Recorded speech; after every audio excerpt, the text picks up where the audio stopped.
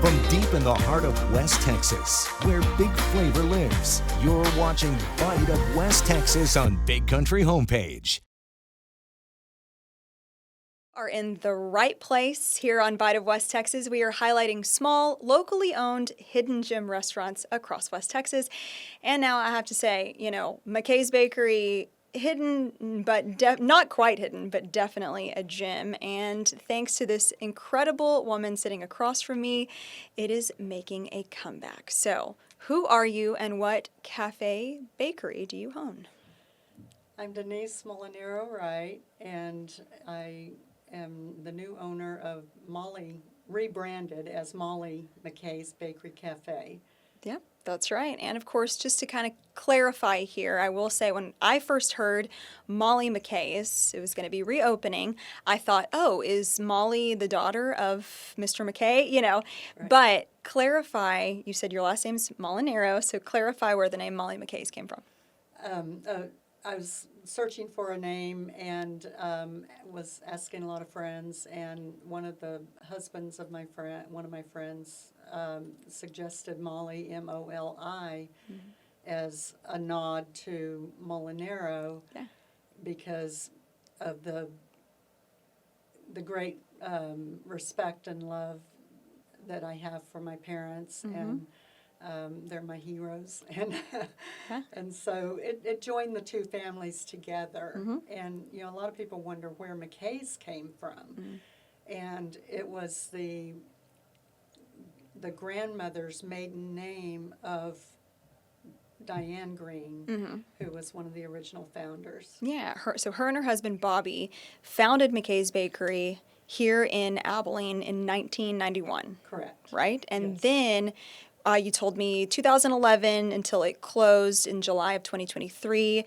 Their daughter Amy and her husband owned it, right? That's correct. And operated it. Very Yes. cool. So you have got the best story. I just want people to know. I sat and talked to Denise for almost an hour and a half last week. You have got an incredible story. How we're going to fit this in 13 minutes, I don't know. But I know that something so incredible about this story is that you are really paying homage to the family, the Green family that founded McKay's Bakery. I mean, we were talking about Molly McKay's we're calling it McKay's Elevated, but we're not saying, oh, it's McKay's Bakery, but a better version. It is McKay's Bakery, what people know, tried and true, but it's your version of it. You are adding to what people already know. So same recipes, all of that, right? Yes, we'll be using most of their recipes, and then adding some of my recipes, and adding like a whole new cooking, that is just, it's different interesting flavors, Yeah. That these will be the big cookies that, Yeah. Yeah. That's one of the things that we're adding. We're also adding Italian sodas and all the coffee drinks, Yeah. the lattes and the espressos and those kinds of things. Yeah. Lots of hands going into this. Yes.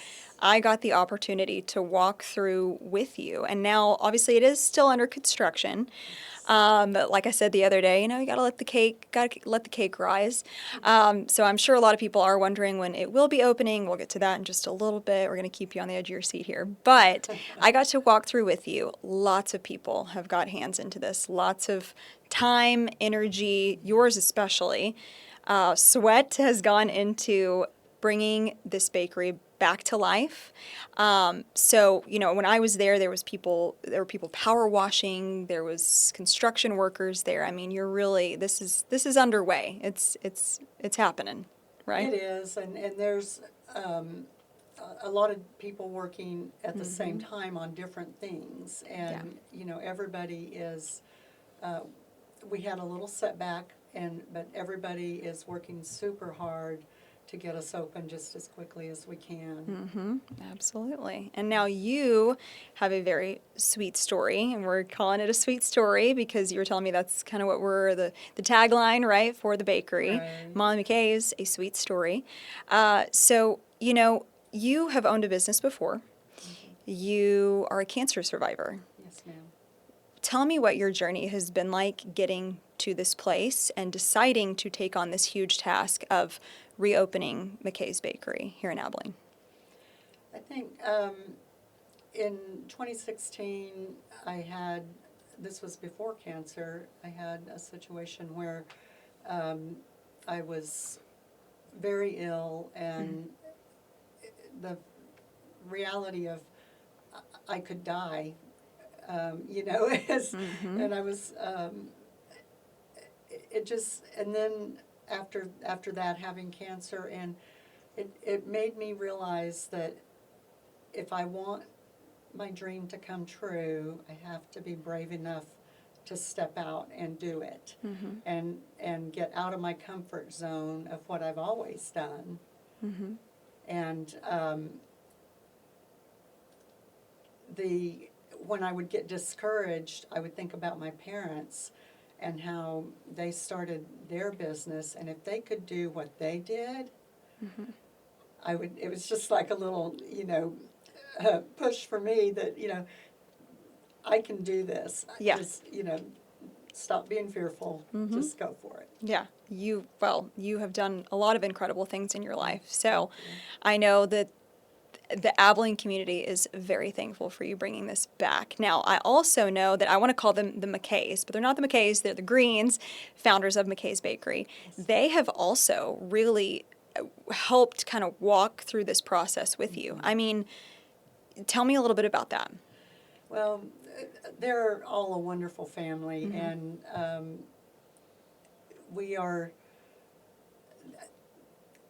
they're a phone call away, and I've spent a lot of hours with Bobby, telling me the stories, telling me all the things I should do, the things I shouldn't do, and then worked side by side with Amy and Kelly at the end, and I was able to really see how both of them operate, and it was exciting, and I got to ice cakes with Amy, who is absolutely amazing. I think she can ice like 30-some cakes in an hour. Yeah, incredible. It is incredible. Oh, and they're so delicious too. People love them. And you were telling me before we got started here, there's people that have told you, I've had my birthday cake from McKay's every year, even my wedding cake. Yes. So I know that people are excited. I know you were telling me, you feel a little bit of pressure, right? But what are you reminding yourself of every day to kind of help relieve that pressure? I think the pressure is that I want to do this right, and I want to honor the heritage of the McKay's family. Yes. And so the way that I relieve myself of feeling the pressure is just the only way to get to the end is to put one foot in front of the other. And so when it feels like a lot, I just, okay, what's the next step, and then we'll get there.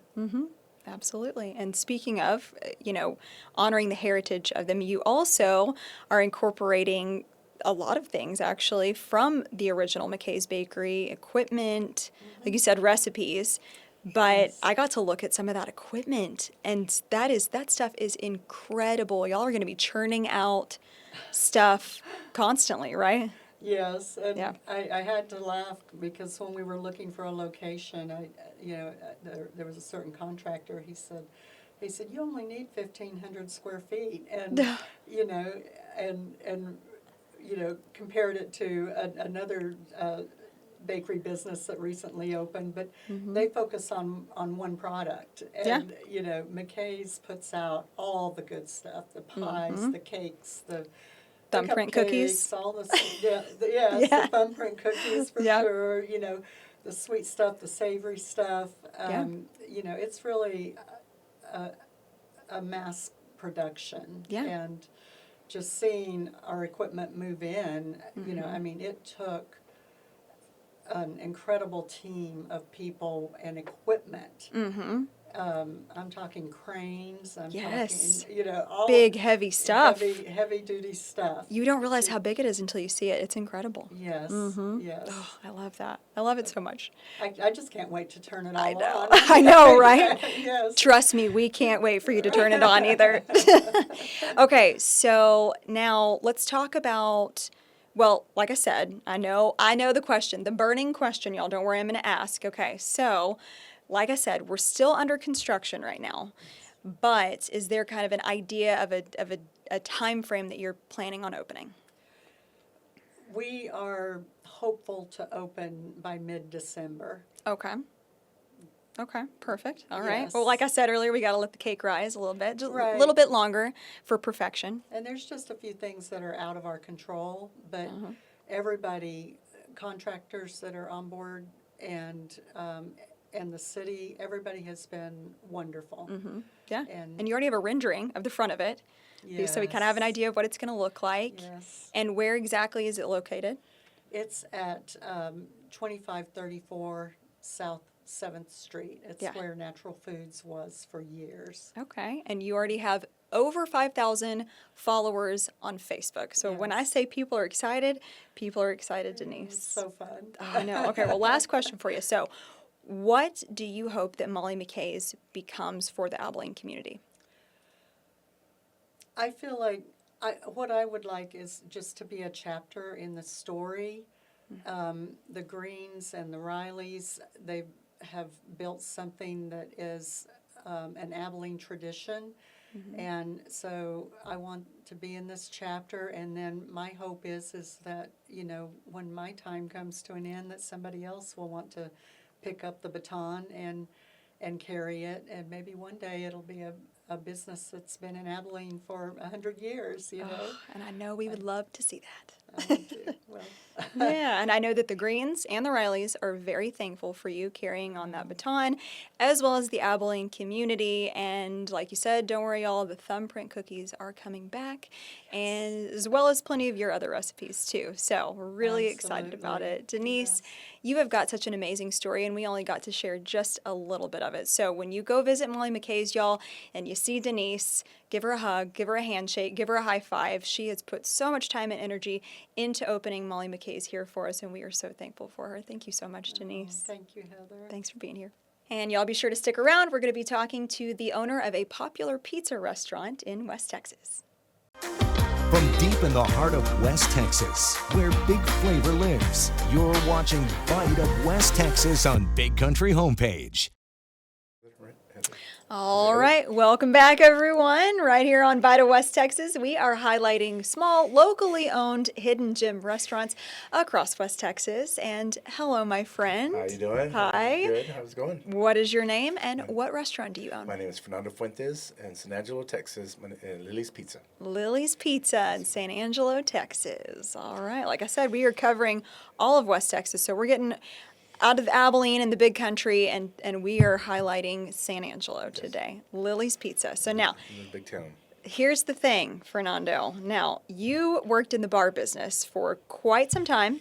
You decided to transition into the restaurant business, and you did it, my friend, during one of the most difficult times during the pandemic. So tell me more about that. It wasn't my decision. Okay. A restaurant business was not in my future at all. Must have been somebody from upstairs that said, hey, that 23 years of the bar business was too much. Maybe take a different path. Let's try this. No. Yeah. Opening in the pandemic was a big challenge. Well, first of all, not knowing the restaurant business to the bar business, to the staff, because there was no staff, to the way people were accustomed from, I guess, not eating at home to eating out at home or door dashing. And I think the pandemic just threw curveballs every which way. Yeah. So what when you did open it, were y'all just doing carry out at that point? Well, I mean, again, being my first journey to this, a lot more, I'd say 80% or 75% of it is takeout. Yeah. There's not much more dine-in as there were before that. Yeah. But more dine-in now. No, it's still. Oh, still Yeah. carry out now. Yeah. Okay. Yeah, all yeah. right. It's slowly progressing back a little bit, but it's still, I think that pandemic took a toll on the outdoor eating. Yeah, no, that is true. So tell me a little bit about, I think there's a lot of people that are like, opening a small business is not for me, especially a restaurant. That's a hard task to take on. So tell me a little bit about what it is like owning and operating a restaurant. That was probably the hardest thing I've ever done. Yeah. Challenges, and I guess I always kind of regress and think about the doers and the not doers. I lose a lot more days than I win. I'll win one day and think I'm on top of the world, and you'll lose 5 more after that, and get back up and just keep going with it. So I think that's the drive to keeping this going. Yeah. What does keep you motivated? Trying to make it. Yeah. I'm on my 5th year now. Yeah. Climbing that mountain's been a hard mountain to climb, but I think we're getting close to just kind of getting to the top, and maybe we can sail down and enjoy the rest of the way. Well, what can people experience whenever they come to Lily's we Pizza? can take you back. Teenagers over 35 will remember Shakey's. Shakey's Pizza Parlor was a staple in San Angelo. I'm going to say maybe up 40 years. And growing up, there was a place, they had these potatoes called Rojos. Yeah. Yeah, so that was a distinct, nostalgic, Yeah. my childhood. And I didn't ever work there or anything like that, but just kind of working with the recipe. I'm pretty close to it. Yeah. And teenager over 35 will remember Rojo's. The name Rojo's is patent, and my name is Nando, so they're Nando's now. So. Non-Joes. I know, I'm looking at your shirt. Oh, yeah. Non-Joes, #legend. So they are a San Angelo legend. Trust me, somebody else in this room here with us that's a San Angelo native is very familiar with the Non-Joes. He's a legend himself. Manny Diaz, That's yes, Manny we're Diaz, talking about Manny, yes. And you've gotten to know Manny very well. Oh, yeah. And yeah, whenever we decided to start this podcast, he said, I have got the perfect person for you, for Nando, owns Lily's Pizza in San Angelo. You got to talk to him about the Nanjos. So, okay, what exactly are the Nanjos? They're potatoes sliced into little wedges, and they're seasoned. I can't tell you too much about it, but I can give you one ingredient. You can't give away the I'm recipe. I'm going to give you one ingredient. I'll give you the potatoes. Oh. It's potatoes, but we lightly season them and fry them, and they're really good. Okay. Any like meat or anything on top? No, just the potato and seasoning. Okay. But it's like peanut butter and jelly. They go with the pizza. So our New York style pizza is kind of a New York style pizza. It's different now. Being in the restaurant business, I never knew about pizzas. Yeah. But the oven is kind of a rock brick oven, so the way it's cooked with the crust, and then so it's a peanut butter and jelly kind of goes combination together. Yeah. So pizza, New York style pizza, and Nanjos, peanut butter and jelly. Put them together. Go right together. Nice to have 'em. Okay, so tell me, when I come to San Angelo and I visit your restaurant, when I visit Lily's, what are like okay, obviously we talked about the pizza and the Nanjos. What should I order? Everybody has their favorites. I'm spicy, so I like the jalapenos on mine. It's a little thing, but our crust, like I said, it sets us apart. And then the potatoes, we do have some the wings are really great. And, Ooh. Oh yeah, we got some great wings. Yeah. Some pastas. So I didn't going into this business, I didn't know anything about. I knew how to cook at home, but without no staff or anything like that. So we had to learn pretty fast how to cook on a big scale. Yeah. And Are you in the kitchen too? yeah, everywhere. Yeah. Have He's to answer the everywhere, phone, ladies and gentlemen. Yeah, I have to answer the phones, run around, I do deliveries. Yeah. I mean, I do it all right now. So Oh, my one-man goodness. shows. And, now we kind of got staff together after these, battle trying to get going. We've got staff together now. So now I'm able to step it away a little bit and kind of do more of that outside. So it's getting a little easier. Yeah. So, yes. After that 5-year mark, maybe, like I said, that longevity of the restaurant business, maybe we can start climbing that hill and get over and start enjoying this. Yeah. Okay. Well, you're 5 years in. Where do you see yourself 5 years from now? You know what? I'd like to maybe venture out and maybe make another one, franchise out to Abilene or more West Texas areas. Yeah. We'll see. All right. We'll see what happens. Get those Nanjos out there. Oh, yeah, for sure. Legend. Legends. Oh my goodness. All right. So now I have to ask a lot of pizza restaurants, right? Okay. What sets you apart? What makes you unique? I guess I'm going to go back to the ovens. Growing up, everybody loves pizza growing up. And jumping into that business now, I know the ovens that are used at my place versus other places now. Franchises, you want to be faster, but it's kind of like grandma's cooking. It's the way it's that old cooking style that oven that makes it Yeah.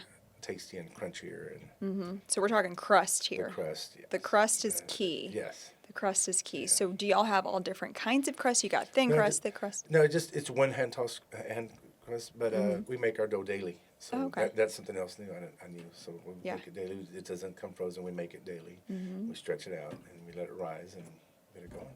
Any new additions to the menu that people can expect? You know what? I have been. I kind of ventured off into the other little small business, a hot dog business that I'm trying to do on the side. But now that it's kind of winter time, I might combine some of that in there. There's a lot of roads that can be intersected, or which way we go with it. Yeah, yeah. Okay, we're going back to staff here really quick. So you said for a while there, it was you. It was ugly. It was you. It was. It was rough times. Yeah. I mean, truly, like, I think that's what people need to understand, is it is not all sunshine and rainbows every day when you own a business, especially a restaurant. Yeah.